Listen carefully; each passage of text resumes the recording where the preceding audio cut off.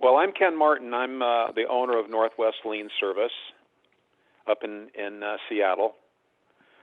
Go ahead. Oh, and I'm Bill Figg. I'm a partner at the firm of Sussman Shank in Portland, Oregon. I am the head of our firm's construction group, and this year I am the chair of the Oregon State Bar Construction Law Section.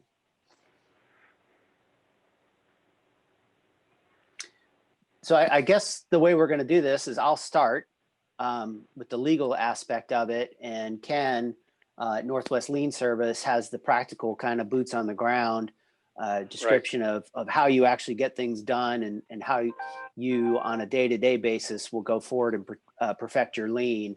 And starting at the beginning of this, it's a fairly complicated process. And it's usually better off left to people such as Ken or perhaps myself to try to perfect your lien rights. You certainly can try. Yeah, you can try to do it yourself, but it gets awful complicated. And as you'll see in our discussion, one small error and you can waive and release your lien rights. There is no substantial compliance for the most part. So again, my part will be the legal part. So there's two statutes in Washington that affect and govern your lien rights.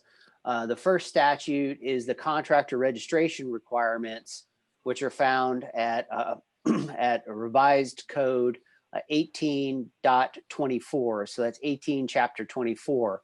And those statutes set forth the contractor's registration requirements with the Bureau of Labor and Industry, so BOLI. And we'll talk about those requirements here in just a second. The second requirement that we'll talk about today is the lien laws. And those are found under RCW, Revised Code of Washington, chapter 60.04. And those are the statutes that define who has lien rights and what processes and procedures are necessary to perfect your lien rights. So let's start with the contractor registration requirements. And you might be thinking, well, why does that matter regarding my lien rights? Well, actually, contractor registration is extremely important regarding your lien rights because under RCW 18.27.080, a contractor who is not properly registered and licensed with the Bureau of Labor and Industries cannot maintain a legal action and cannot file a lien to protect its rights against the project. So put another way, if you are not licensed and registered with BOLI, then you have no lien rights. And so a lot of people I know, especially from my side, tend to wander across the river for a job here and there just because they have a gap to fill. And of course, we're not that far away. And they get into a lot of trouble, not only administratively with BOLI and the Oregon Construction Contractors Board, but also I've had a couple people come to me and say, well, I want to file a lien. And the first thing I always ask them is, are you registered? And they say, well, yes, with the CCB. And I say, well, were you registered with BOLI? Well, and that's pretty much the end of the story. You're done. And it's not fair necessarily, but the overall policy behind it is the legislature does not want unlicensed contractors performing work within its state competing against properly licensed contractors who have to go through the training. So the overall goal of it is altruistic, but on a day-to-day kind of project by project basis, it can lead to an unfair result. So they want everybody to be fair, Bill, right? I mean, everybody has a level playing field, Oregon and Washington contractors. Exactly right. And you don't want people coming in from out of state who aren't paying for their workers' compensation insurance, who aren't paying their fees and getting their surety bonds, competing against you, right? I mean, you have to incur those costs, and those costs are wrapped into your bid amounts and your project costs. So that's the reason behind it. But be aware that it's a strict and draconian penalty. So you want to make sure that you keep up your contractor board registration requirements. The other issue you have with this in Washington, the registration requirements is There is a very good argument that if you contract with somebody who is not licensed, that you, even if you are licensed, you do not have lien rights. So if you're the sub of a sub on a project in Washington and your prime contractor or the party with whom you contract is not properly licensed and registered with BOLI, more likely than not, you also, even though you are properly licensed, do not have lien rights in the state of Washington. So at the beginning of a project, it behooves you to jump on the interweb and go on BOLI's website, and it's super easy, both in Oregon and Washington.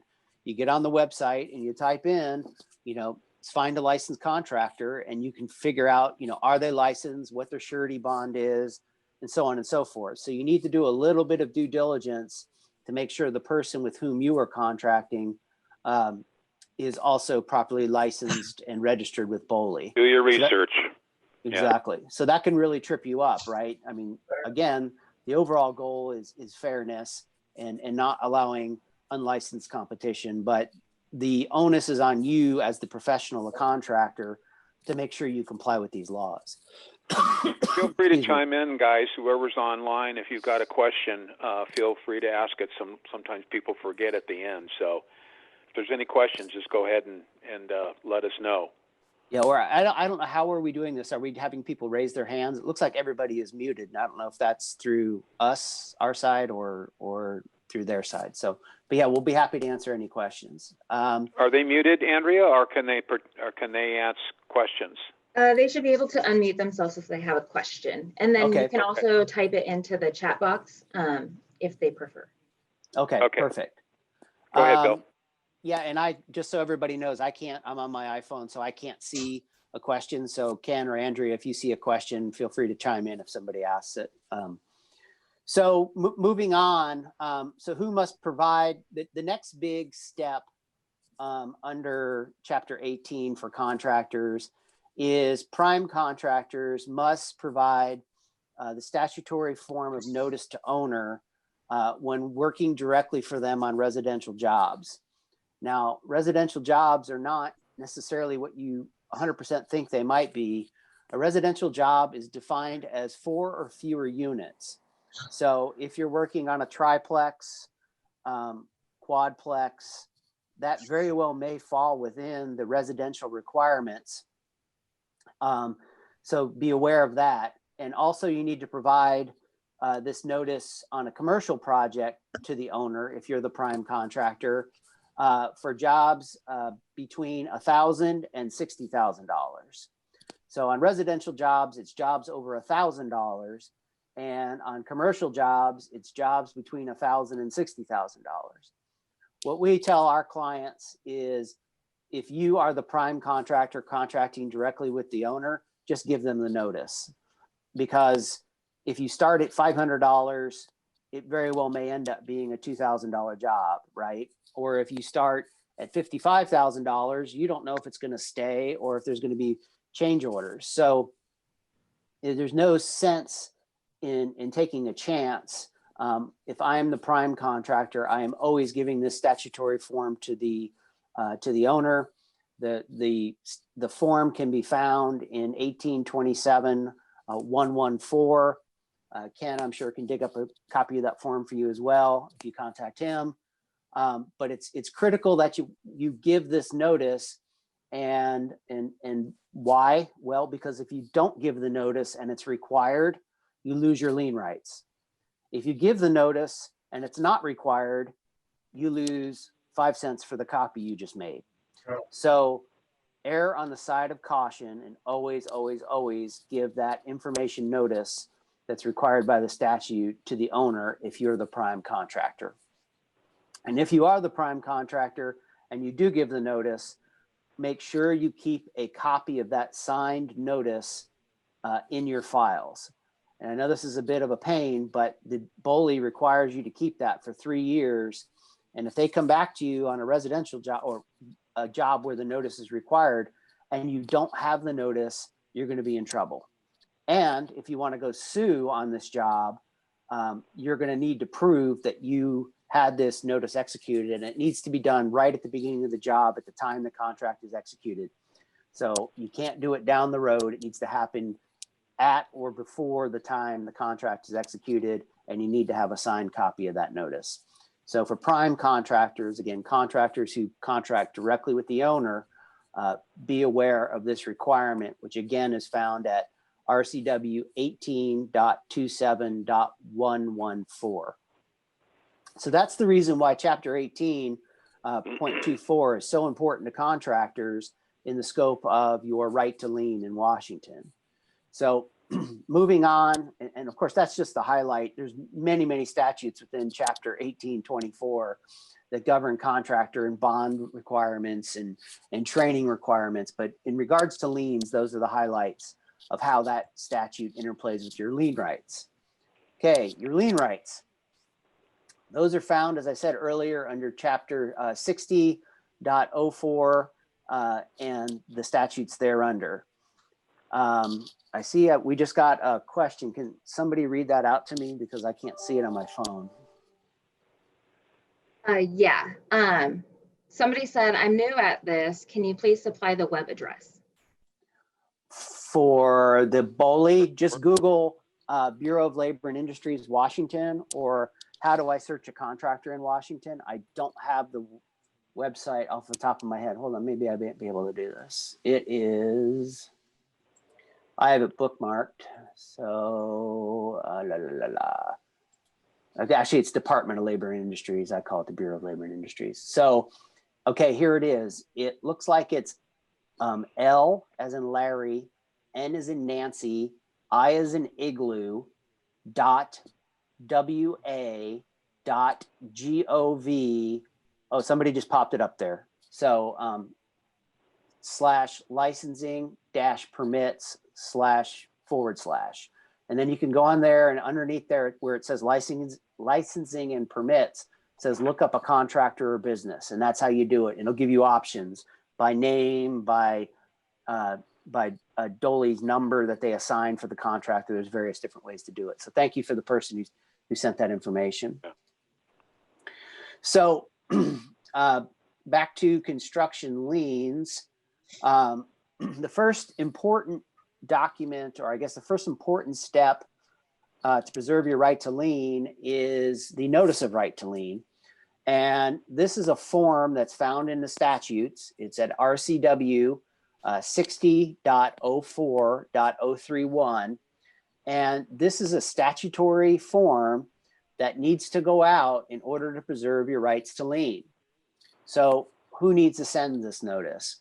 It's every person furnishing materials, professional services, or equipment shall give the owner or reputed owner and the prime contractor notice in writing of a right to claim a lien. Okay, so the statute starts off with saying you've got to give it to everybody. Now, of course, with all things legal, there are exceptions. You don't have to give this notice if you contract directly with the owner. You also don't need to give this notice if you only provide labor. And you don't need to give this notice if you're a subcontractor who contracts directly with the prime contractor. In other words, first-tier subcontractors. However, everybody must send a notice except the person who contracts directly with the owner on a owner-occupied single-family residential. So owner-occupied single-family residential, everybody has to send this notice except the person contracting directly with the owner, who, more likely than not, needs to give the owner the information notice to owner. Ken, does your company send out these notice of right to liens for its customers? Yes, we do. Yeah, and a caveat to that whole thing, Bill, is, because there's a lot of confusion sometimes with dates and things like that. So we recommend that you send out a notice, even though sometimes it's not required. It really helps eliminate any kind of confusion at the end of the project. But yeah, we do that, and yeah, we do that all the time. And that's part of our program. Of your service, right? And the nice thing about having somebody like Northwest Lien do it, if you are a decent sized contractor, is that then you don't have to worry about it, right? Because trying to start to track all this stuff, particularly, I know for my material supplier clients, they hire services like Ken's because there's just no way they can track it all, right? They send out however many orders of materials a day. You don't have to worry about that in Washington. There's not an exception for materials, but it's money well spent if you're having a lot of jobs to pay somebody to track this. And as Ken said, the dates for this notice are, and this is interesting, or at least interesting to us law geeks. First, remember it has to go both to the general contractor and to the owner. Hiccup here is it has to go by certified mail or registered mail or personal delivery. We always send it certified or registered mail, return receipt requested. We also send it regular mail just for just as a backup, although that doesn't really have any legal effect. Personal delivery, if you personally deliver the notice of right to lien, have somebody acknowledge that they receive it, so you can prove that it was actually done. On a commercial job, again, having to know what that definition means. On a commercial job, your notice of right to lien will go back retroactive 60 days and protect work done and material supplied 60 days back from the date of the notice. However, on new construction single family, it only goes back 10 days. So in other words, it's retroactive. It goes back retroactive 10 days and then covers the rest of the project. Commercial, retroactive 60 days and covers the rest of the project. So you only have to give the notice once, but give it early. It's kind of like voting. Vote early, vote often, right? Give this notice as early as possible. And if you have any questions whether or not you need to give the notice, give the notice. Because if you're wrong and you don't give the notice, you lose your lien rights. That's right. If you're wrong and the notice is not required and you give it, no harm, no foul. Again, you've lost, the $3 for the certified mail, right? So if you, again, for both these notices, if there's any question, send it. Or if there's any question, give Ken a call or give myself a call, and we can usually walk you through it. But it should be as a matter of course that these things happen. So when you get a contract and the contract's being signed, the notice to the owner should be as part of that contract, and so should the notice of right to lien, right? It should all be boom, boom, boom. Or when you're signing your contract with the prime contractor or the sub, as soon as you're signing that contract, the notice of right to lien should go out to the general and the owner. So this should all be part of your forms and your system when doing this type of work. So the notice, the language in the notice is actually within that statute, which again is 60.04.031, sets forth the language required in the notice. And I'll say it one last time. If you do any amount of work more than an odd job here or there, it is money well spent to have somebody like Ken send these notices out and be tracking this stuff for you. Mm-hmm. So next, what happens next? And this is a very broad scope, right? So you give your notices, you work on the job, and you don't get paid. And although that never happens in the construction industry, we'll just do a hypothetical that you do a job and you might not get paid. So what happens next? You need to file your lien, right? Because you've done your pre-lien steps, what is necessary to perfect your right to lien. Now you actually need to perfect your lien. And what does that mean? Well, it basically means you need to file a document, or I guess record a document called a claim of lien in the county, the property records of the county where the project is located.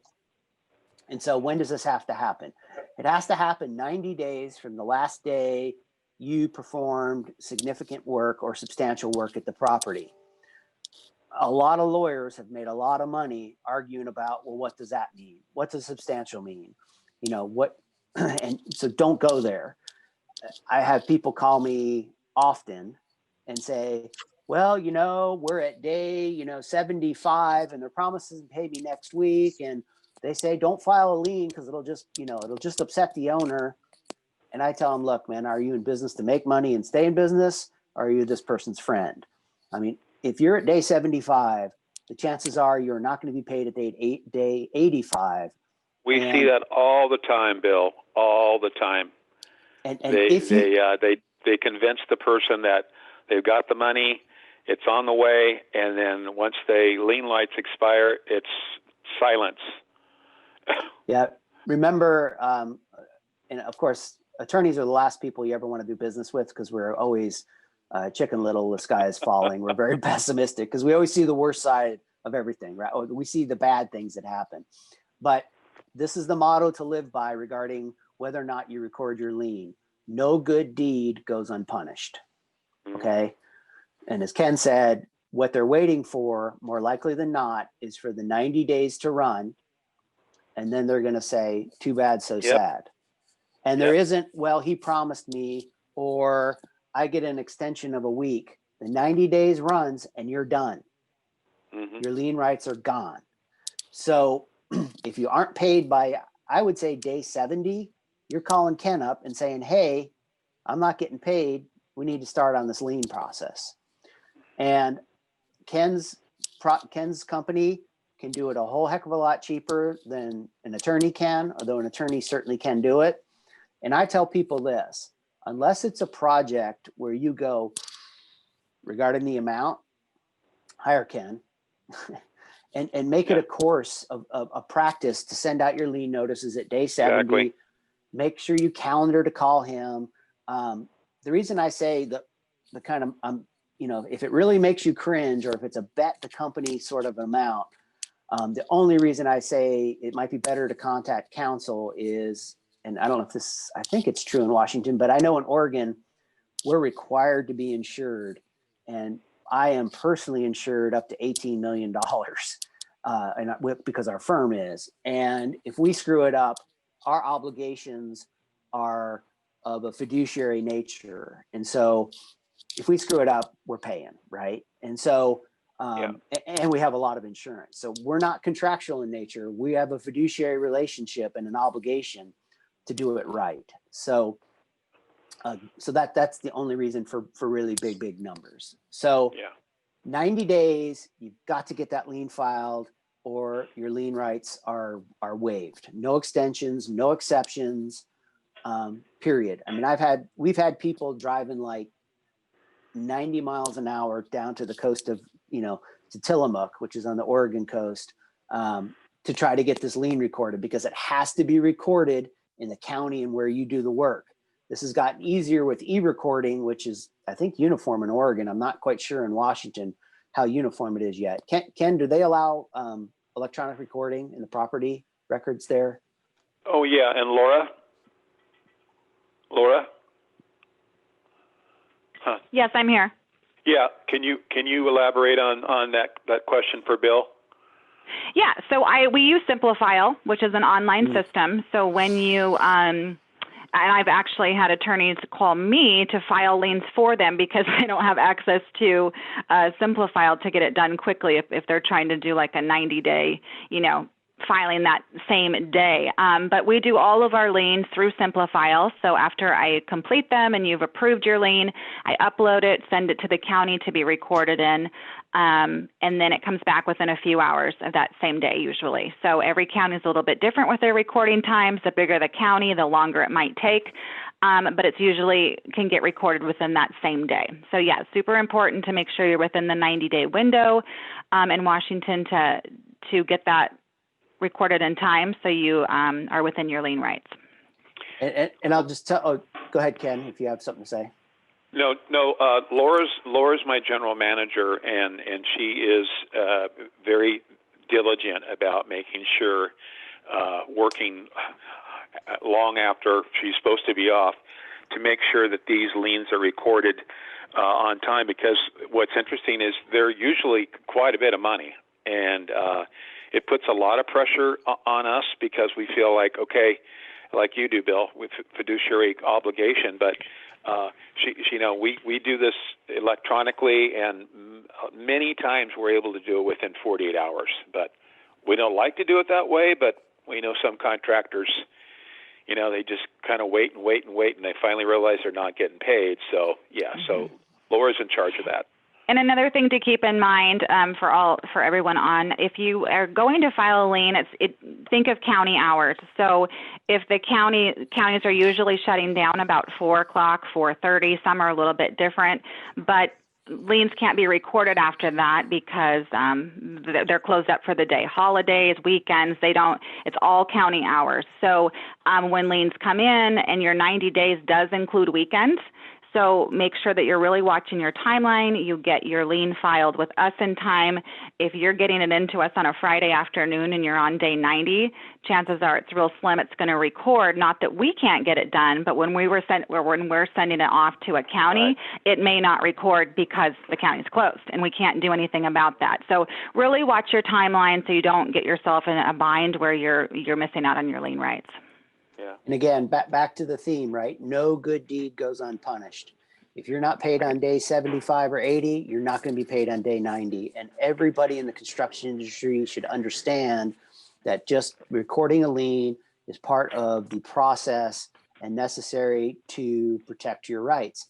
And just because you record a lien doesn't mean if you get paid 2 days later, you can't remove the lien. I mean, nothing draconian happens. The world doesn't end. So if somebody's giving you a lot of pushback, either they're very unsophisticated or they're a whole lot more sophisticated than you're giving them credit for because they're selling you a line. So, so just okay. And I'll tell you quickly 2 horror stories. One, I had a client prepare a lien and mail it in from California, because you can mail it in and they can record it. And they did it like 2 weeks ahead of time. And it arrived at Washington County, Oregon, which is just outside the Portland metro area here. And there's certain requirements for recorded documents. You can't be with a certain level inside the margins in any way. And certain counties are pretty draconian about enforcing their recording rules. And so the client mails in the lien for a big amount. The recorder looks at it and goes, well, nope, it's within the margins. Too bad, so sad. Puts return to sender on the envelope and puts it back in the mail. The client gets it a week after their lien rights run back in California. Boy. And they call me and say, what can we do? Can we get an extension? Can we sue the county clerk? And I said, nope, you're done. Done. Mm-hmm. Wow. And we've also had instances where, for whatever reason, and Laura brings up a good point, the county shuts down because of snow, because a pipe broke. Just picture the horrors that if it can go wrong, it will go wrong. It will. If you're under a time deadline. So, okay, lecture over. Bill, how are we doing on time? Go ahead, Laura. Oh, I just want to chime in. Just because there's a lot of concerns, and I do get a lot of questions about COVID and being in a pandemic right now, and I have people say, the county's shut down, I can't get in. They still do online. Every county is still working. We might be working from home. They might be working funky hours. I mean, King County here in Washington usually takes the longest to record, right? It's the biggest county. It can take up to 8 hours sometime. That was pre-COVID. Now, sometimes they record liens within 20 minutes for me. Sometimes it takes 6 hours. It's very all over the board, but everybody's still working. We're all working. All the counties are working in different ways. But the recordings are getting done, so don't be concerned that because, if your county is shutting down or you guys are having more restrictions because of COVID and all that going on, it'll still get done. And we do get alerts if there is a county that, for some reason, Simplifile is very, very on top of it. If there is a holdup or like he just mentioned, a snow closure, something, we're aware of that. So I'm able to pass that on to you and say, hey, they're slowing down in their recordings or something like that. But not to worry, it will get done. How are we doing on time, Andrea? We're good. We're at 10:36. We got a little while. And I'm almost done. Okay. So, but another good point, not to wait till the last minute, right? Especially in this current climate, because it does take longer for things to go through the government process. So again, no good deed goes unpunished. So after your lien is actually recorded in the county, and it's actually physically recorded in the property records, right? So if you went and did a property search, a title company did a property search, they would see your claim to lien as a recorded document, just like a deed or a deed of trust. So within 14 days of the day you record that lien, you need to send a notice of recording of lien to the owner of the property. We also send it to the general contractor just to cause, to get people a little riled up. But you need to send within 14 days a notice that you've recorded the lien and a copy of the lien. That also needs to be sent certified mail, return receipt requested. All these notices need to go return certified or registered mail, return receipt requested. I guess it doesn't technically need to be a return receipt, but it's highly recommended. Or you can do it personal service. If you don't give the 14-day notice, you lose your right to attorney's fees. Now, that can often be the tail that wags the dog, right?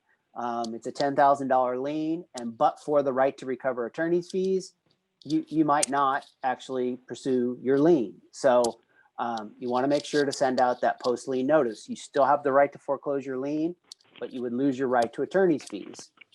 Yeah. So and part of our protocol is that when we finish up these liens and record them, we send it out certified mail that day, and then we get notified from the post office that the lien has been delivered and signed for.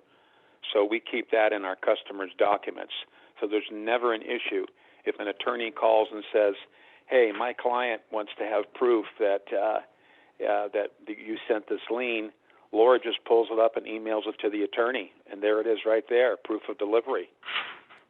And again, I do all the certified mail online as well. So it's not me having to go wait in line at the post office to get anything done. I do everything online. So when it is signed for, or if it isn't signed for, the postmaster tries 3 times. If it's rejected, if they refuse to sign it, if they're not there, I'll get an email regardless saying, it's rejected, or the reason being, and if it is signed for, same thing, I get an email and I forward every single email for certified mail on to you, so you have that in your file. And we just need to prove, right, Bill, from our end that we sent it out within that time frame. Correct? Yeah, that we, even if it's not.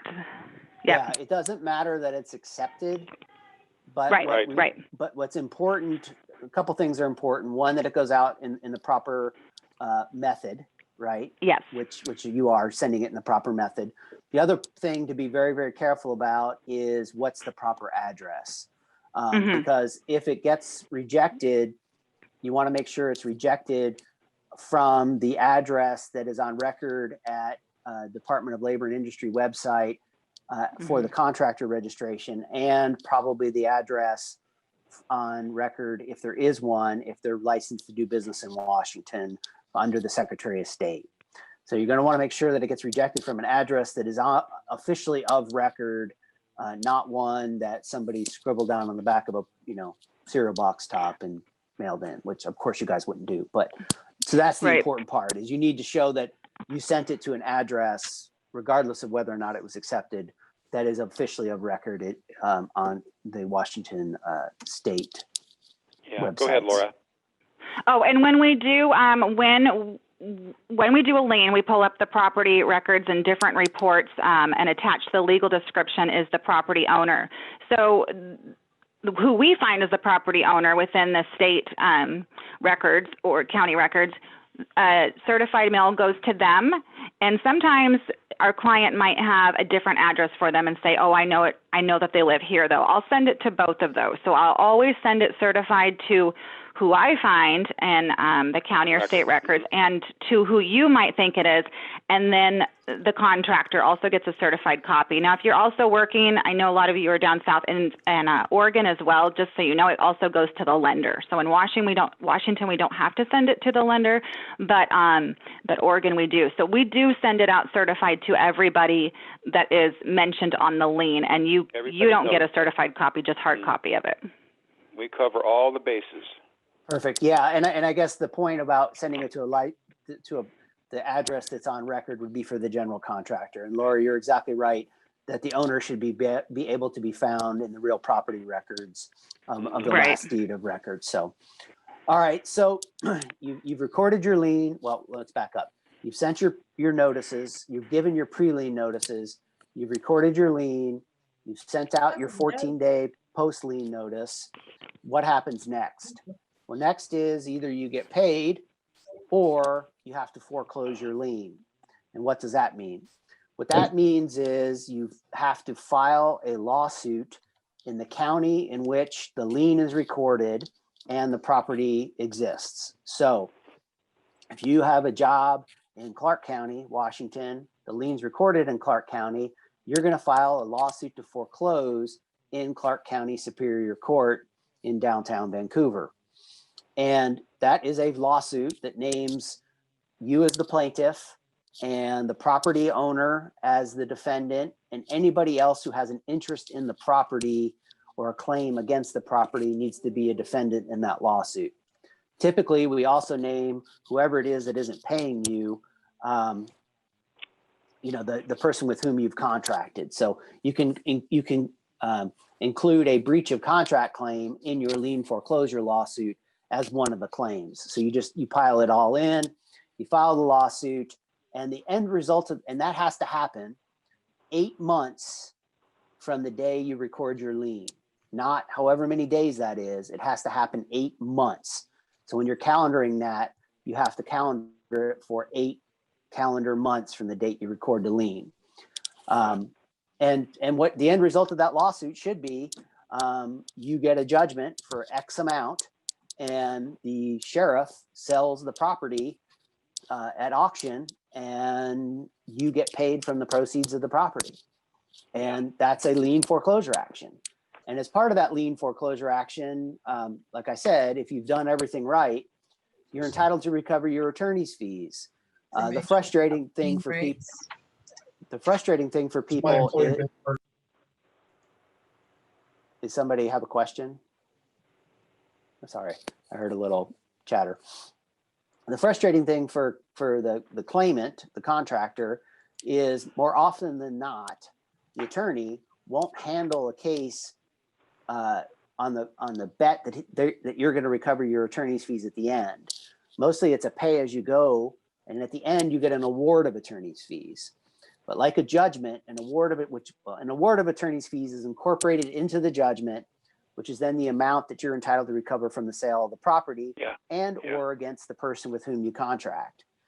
Right. What's important to understand is that just because you get in a judgment, and just because your judgment includes attorney's fees, does not mean you're going to get paid. A judgment is only as good as the enforceability of that judgment against the persons named as defendants. So that's the important part about a lien, right? Is if you, subcontractor, contract with prime contractor, and you file a lawsuit for breach of contract against the prime contractor and to foreclose a lien, if prime contractor files bankruptcy, you're done with your claim against prime contractor, period. That's it.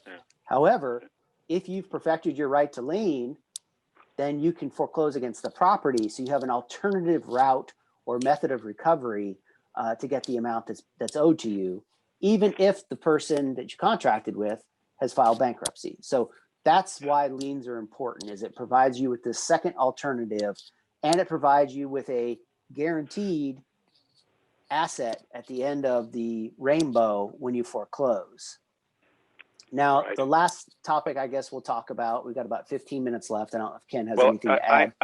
I need about 15, 20 minutes, Bill, to go through what we do. Sure. So if we could summarize this, then we can spend the last 15 or 20 minutes talking about how our procedures and so forth. So perfect. Okay. So last thing is I'll tell you, and I'll let Ken take over.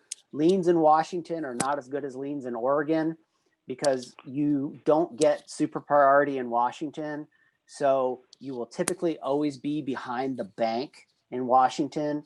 So liens are not quite the end all be all for recovery, but they are an important aspect of recovery for a contractor. So many other things we could talk about liens, but Ken, your forum. Okay.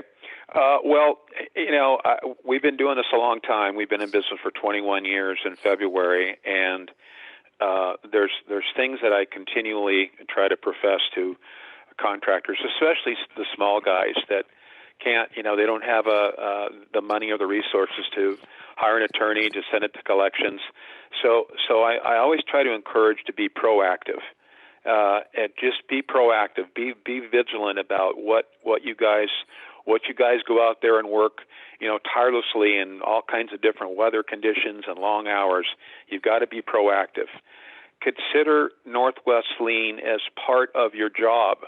So when you go out and you start your work and you get a bid and you get out of your truck and start working, consider Northwest Lien as part of that job, and that's obviously by filing the proper documents. So if there is an issue at the end of the job, which there's a lot, you don't see it till the very end, then you know that your lien rights are covered because you filed the proper documentation with our company. It increases your accounts payable. You don't want to spend a lot of time out there chasing your money down. You might have an office manager. I mean, the people have caller ID. They don't answer the phone. They disconnect. They block you. So you're really risking a lot of problems if you don't file the proper paperwork. Decrease your risk because it becomes so difficult to get paid if you don't file the proper paperwork. So I would encourage you to log on to, and Laura maybe can go through the procedure. Take a look at our website. You can literally file a notice or a lien within 15 minutes, get in your truck and go. Laura? Yeah. So our website, first of all, is Northwest Lien Service, LIEN, northwestlienservice.com. So when you first go to our site, what you're going to want to do is set up an account where you just are creating a username and a password. There's many different ways to get there. Click the login button right on the main page. It'll say sign up for my account. That's free. You just do that. And then really look at the timeline that Bill was talking about, whether figuring out which notice needs to go out. So there's a difference between the disclosure statement, also called a notice to owner. It's free. You don't pay for that. So that one's when you're working directly for the owner. You do not pay for that one. If you don't have a copy of it already, feel free to email me and I can send that to you, and just so you keep it in your file. The notice of intent is on our website, and that you do pay for, and that's when you are a subcontractor. And so Bill went all over over all that, and it's in the paperwork, or what you guys were looking at. But that's $45. And that's each time what's going to protect you. And so you'll choose notice of intent at the top of our website. It'll talk about the different services that we offer, and that's when you would choose a notice of intent. Fill everything out online. The website is very user-friendly, very easy to follow. It's just basic information. We don't need a contract from you. You're just filling out your company's info, the job site address, who hired you, some simple information like that. And then it comes to us. We process it for you, send it out certified mail to the owner of the property and the prime contractor. So that's the notice of intent. So once you fill it out online, we take care of the rest for you. There's a way to track it. So if you need to know, did it get to the owner, there's a link that we send you, and you can click on the link and track it and see if it got delivered or where it's at in the process. So very easy to follow. Same thing if you go to file a lien, you would just go to our services tab, click on lien, make sure you're within that 90-day window. It looks very similar to the notice of intent. So once you fill it out one time, it becomes very easy. Your info will autofill, and it will take you about 3 minutes to fill out. So it's very important to do. Bill went over all the reasons why to protect your lien rights. And if you ever have any questions, we are always happy to answer them, talk to you over the phone, email. I always try to promote, Laura, is that we really do combine the latest technology with old school customer service. You don't have to go through 5 or 6 different voice prompts to get a hold of myself or Laura. If we're busy, we'll actually call you back.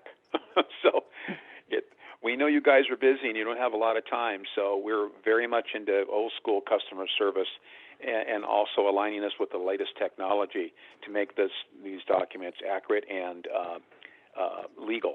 So, yeah. Right. And so looking at our website, if you're looking at the pricing, all contractors, that's the first question is how much does it cost for me to file anything?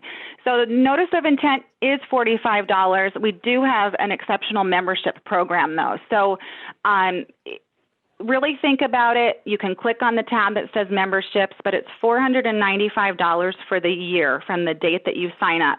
And as soon as you become a member, you get member pricing. So instead of paying $45 each time, you would pay $38, which is $7 savings, not a ton. But the thing you get with your membership is you get 2 free liens to use throughout the year if you need them.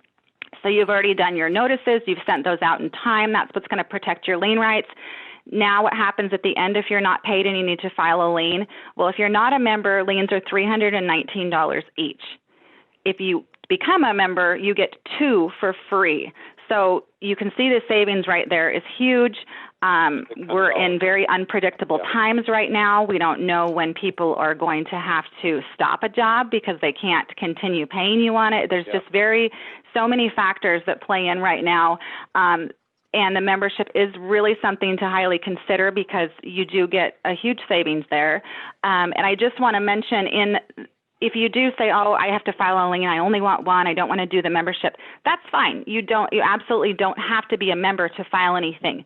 But the $319 for non-member pricing, what it includes is the county recording fee. Every county's fee in Washington and Oregon, they're all a little bit different, but the average price is about $100 just to record the document. That's just to send it into the county and get a recording number on it. It's right around $100. Then it pays for the reports that we need to pull to get the reputed owner, the legal information, the parcel number, all of that. It pays for the certified mail that goes out. Sometimes it goes to one person, sometimes it goes to 4 people, and that's usually about $5 each for certified mail, and it pays for the notary. And then the remainder is our fee for the time to prep the lien and get it all done. So that's kind of the breakdown of it. There's no hidden fees. The $319 covers everything, but you can see if you pay a little bit more, the $495, that covers you for a whole year. You get 2 liens for free. You're paying $38 for your notices. And then if you had to file a 3rd lien or more within the year, your pricing for liens is $275 instead of $319. So that's a tab you can click on. All the information for timelines, notices, dates, everything is on our website. We have an amazing website that John, who I believe is online, he's in charge of all of our marketing, advertising.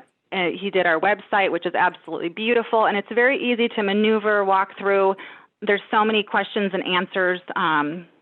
There's all sorts of articles on there that talk about notices of intent and disclosure statement more in depth.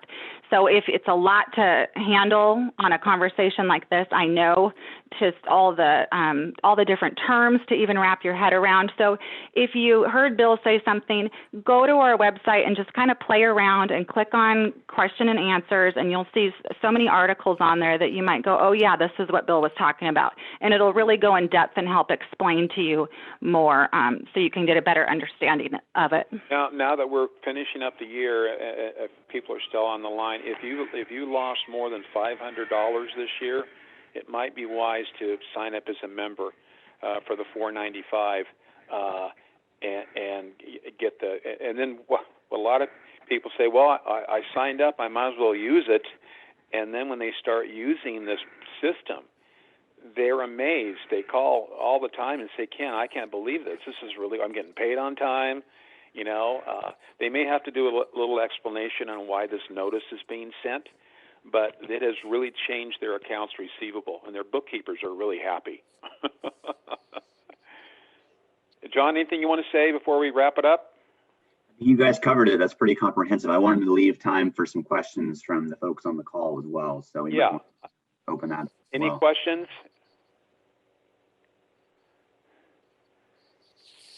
No. Okay. I just thank you, Ken. I just put my email up on the screen as well in the chat. If you have any questions, I would say feel free, but attorneys are never supposed to say that we're free. But feel free to send me an email. I'll try to answer your question.